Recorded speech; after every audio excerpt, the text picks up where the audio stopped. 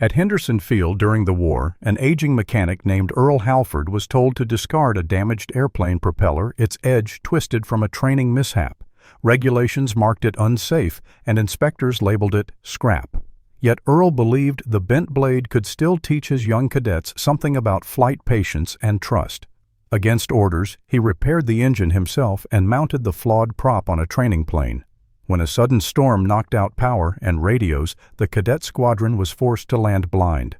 The aircraft with Earl's bent propeller cut through crosswinds and touched down safely, guiding others to follow its line. What the manuals forbade mercy had redeemed. Days later, the same propeller stood on a wooden stand, polished and honored by the cadets he had once defied authority to protect. His quiet act rewrote what safety meant, not the absence of risk, but the presence of care. Dawn came slow to Henderson Field, painting the hangar doors the color of old brass. A row of training planes waited under canvas tarps, their propellers caught in thin morning light. Earl Halford moved like a man who had already worked a full day before anyone else woke. His hands were blackened with polish and dust, his shirt sleeves rolled to the elbows. Under one tarp rested the reason for every whisper in the base yard, a bent propeller. One edge curled slightly inward, a scar from a training mishap years ago. Earl lifted the canvas, brushed the grit away, and spoke softly, as if the metal could listen. Today, he said, this bent propeller will save our squadron by breaking the rules of flight on paper, not in the air. He did not notice the young cadets gathering by the door until they stopped whispering. Their uniforms looked too new, their shoes too bright. They watched him the way rookies watch a story they've only heard in fragments. A pickup coughed at the edge of the field. Out stepped a city inspector, clipboard under one arm, regulation in the other. The man's voice was thin and official. "This display prop is unsanctioned equipment," he read aloud. "Unsafe for demonstration use. Recommend disposal." He knelt to tie a red tag through the bolt hole bright against the dull gray. "Unsafe," he repeated like a verdict. Earl Halford straightened the movement, slow and deliberate. He did not argue. He had learned long ago that shouting only made the walls thicker. Instead, he rubbed his thumb across the ink, smearing the word until it vanished in a dark streak. Then he turned the tag over and wrote one word on the back, "Training." The inspector hesitated, offended by the quiet gesture. "Sir, procedure requires compliance." "Procedure," Earl answered, "requires understanding. Sometimes it forgets that part." The man left, shaking his head. The cadets said nothing. They only saw their mentor standing beside a flawed piece of metal, refusing to treat its imperfection as a crime. A fan somewhere clicked on, stirring the smell of oil and coffee. From the radio in the corner came a soft hymn, played too early for Sunday. Earl rested his palm on the blade's curve, feeling the dent that had ended a career and started a lesson. He looked out over the field where the cadet squadron would train that morning, thin lines of silver wings waiting for air and approval. For a moment the world held still, the dust, the music, the quiet shape of the propeller catching first light. Then the fan ticked again, a heartbeat against the silence. He didn't smile, didn't move, just studied the curve that refused to straighten. Every man carried one he thought a fault. The system tried to scrap but couldn't erase. He leaned closer, breath fogging the metal. It seemed to breathe back. The hangar lights burned low after midnight, a thin hum running along the rafters like a heartbeat that refused to sleep. Earl Halford moved alone between the planes, a wrench in one hand, a thermos in the other. The others had gone home, but he stayed. Some men fixed engines. Others fixed time. He bent under the wing of the trainer and checked the motor mount again. The bent propeller hung on the wall nearby, its shadow turning with the fan. He set the mount into place, tightened a bolt, and listened to the sound, a small click that felt like forgiveness. Behind him came a shuffling of boots. Cadet Ben hovered in the doorway, his jacket unbuttoned, eyes wide in the yellow light. "Sir, you ever fly a perfect plane?" Earl didn't look up. The wrench turned once more. "None worth trusting." Ben smiled at that, but not fully. "They say the rule book's clear, sir. If it's bent, it's done." Earl rested the wrench on the bench. "You'll find, son, the rules of flight keep you alive until they keep you from trying." The boy hesitated, unsure if he was being taught or warned. Outside, the flag rope clinked against the pole, each strike like a clock refusing to hurry. Through the PX window across the yard, a red light flickered. Someone cleaning up, someone still working. "You'll tell them what happened at the hearing?" Ben asked. "No need," Earl said. "They already made their notes." He reached into his breast pocket and unfolded a letter petition for removal, same red stamp as the one he'd wiped away. He read the line again. "Equipment deemed obsolete for public training." The words were clean, the kind that never saw grease or grief. He folded the paper neatly and slipped it back in his pocket. "You're not angry?" Ben asked. "Anger doesn't lift wings. Patience does." A hum from the generator filled the air. The radio on the work table clicked alive with static before finding a clear voice. "This is your late-night station, reminding everyone Veterans Week is coming. Remember those who served and those who keep serving quietly." Earl looked up at the sound. It wasn't applause, but it was close enough. He reached for the thermos and poured 2 cups of coffee, one for himself, one for the boy. The smell of burnt sugar filled the hangar. "You ever think they'll change the rules?" Ben asked. Earl handed him the cup. "They always change, just never on time." The fan clicked. Somewhere a dog barked across the runway. He checked the motor once more, then switched off the light above the bench. The propeller's shadow stayed on the wall, curved, calm, unashamed. He stood a moment longer, eyes on that shadow, hands still smelling of oil in quiet resolve. Tomorrow he thought he'd sign nothing but his own conscience. By mid-morning the rain had not yet started, but the sky over Henderson Hall looked ready to test patience. Earl Halford parked his truck by the steps, the bent propeller tied down in the back like a witness brought to trial. He dusted his sleeves, adjusted his cap, and walked into the town council room with the quiet of someone who knew the verdict was already written. The chairs were filled storekeepers, mechanics, a few retired pilots. A coffee urn hissed in the corner. The council table gleamed with polish and printed agendas. The chairman tapped a pencil and spoke without looking up. "Mr. Halford, we've reviewed your petition regarding the cadet equipment." Earl nodded.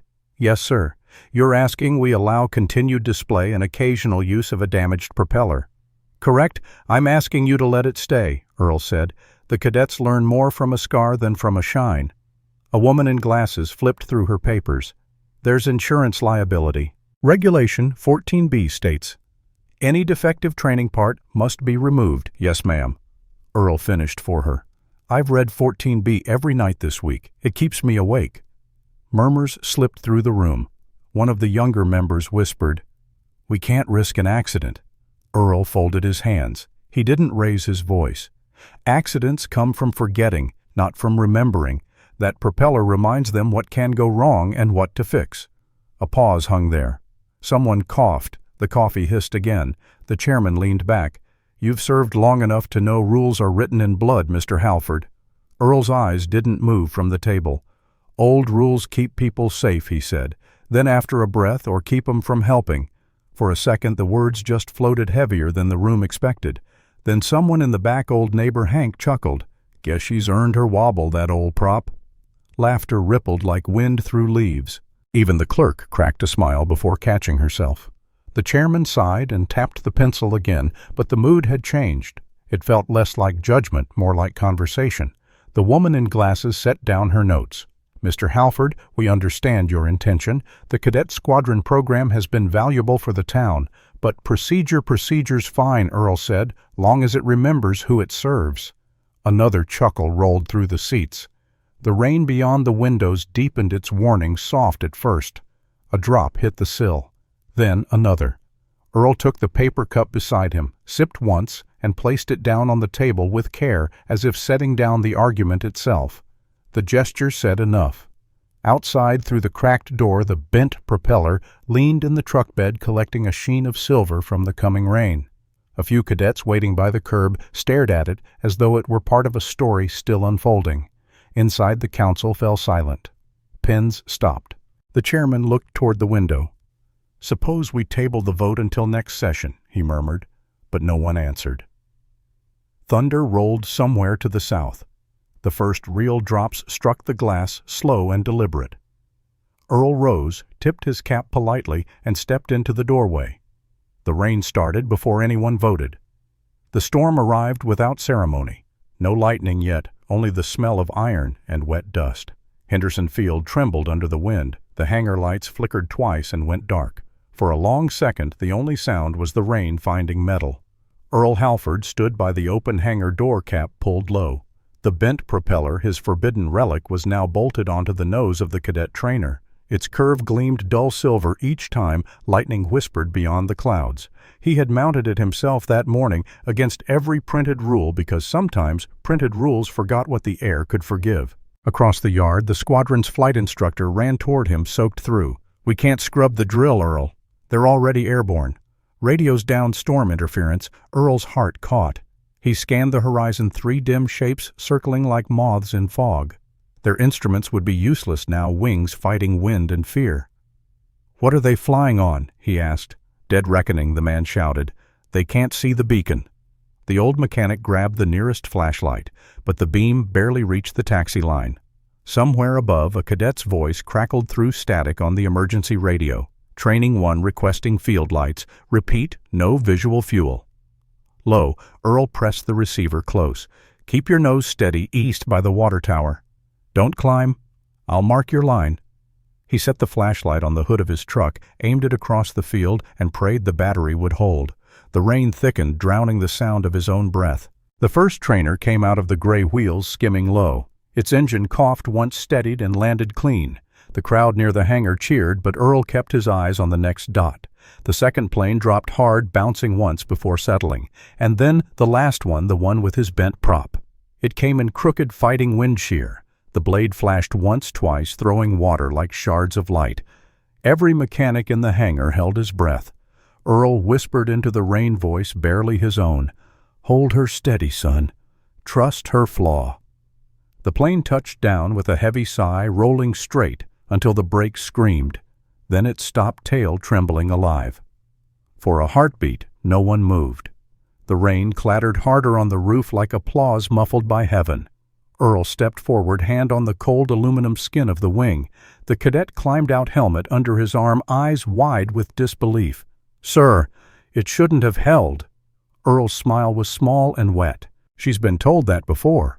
He looked at the propeller, its dented edge now spinning quiet, the metal shining with rainwater. Every curve that had once been shame was now proof of mercy. "The bent propeller saved the squadron," he whispered. The instructor blinked. "You broke the regulations, just the paper ones," Earl said, "not the ones that matter." The cadets gathered near the hangar door, dripping, laughing, the nervous laugh of people who just survived their first lesson in faith. One of them clapped him on the shoulder. "Guess the old rulebook's got a page missing now." Earl shook his head. "No, just a margin note." Lightning split the clouds behind them, followed by thunder that rolled like applause. The field shimmered under the downpour, every puddle a mirror reflecting the crooked gleam of that imperfect blade. He looked up, letting the rain strike his face, and for the first time in years, it felt like forgiveness. The storm drummed steady on the hangar roof. The rules of flight had bent, and in that small, beautiful defiance, everyone on that field stood a little straighter. The field was quiet the next morning, too quiet for a place that used to hum like a living thing. The hangar doors stood half-open, rainwater drying in streaks on the concrete. The bent propeller was back on its stand, now polished, steady, gleaming under the fluorescent hum that refused to fade. Outside, the flag flew at half-mast. The cadet squadron stood in their pressed jackets, caps tucked under arms. Inside, the air smelled faintly of coffee and metal. The bench Earl Halford had worked from just a plank, and 2 sawhorses had been refinished overnight by the cadets themselves.